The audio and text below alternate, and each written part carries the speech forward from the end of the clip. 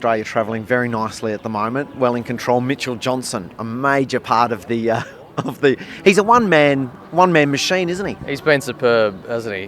To bowl that well, particularly in that second session on day one, and then, with a nice lead to come out and play with such ease and authority, he just stroked them around, and you could almost hear the press box just sort of whisper, "Oh, he's a number 7, isn't he?"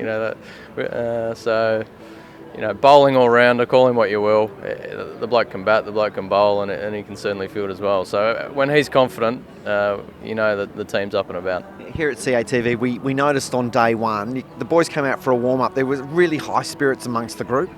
Yeah, I think Boxing Day Test does that too. It doesn't matter if you've played 100 tests or one. To walk out on the MCG, you see more people than you can ever imagine making noise and carrying on. It can't do anything but to pick you up.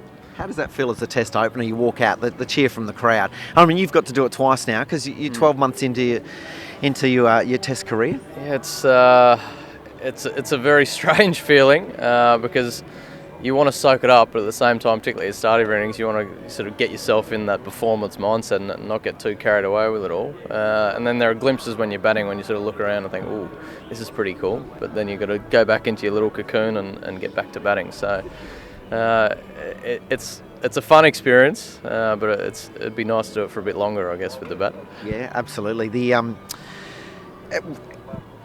general public, once a year they go through a review. You're 12 months down now. You made your debut here last year against India.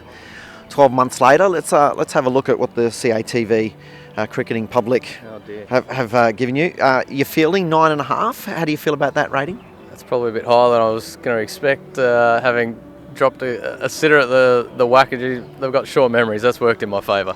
I think it's the courage that earned you a couple extra points there. Well, I think if you're fielding a bat pad to David Warner, you've got a baseline of 8. Because just that danger factor gives you 3 extra points, there's no doubt about that. Oh, for sure. How does it feel sitting at the other end while he hits a 102-metre 6 over the fence? Well, that's pretty cool. But standing a metre away from the bat when he's bowling double bounce is not so cool. Yeah, no, fair enough. Style at 7.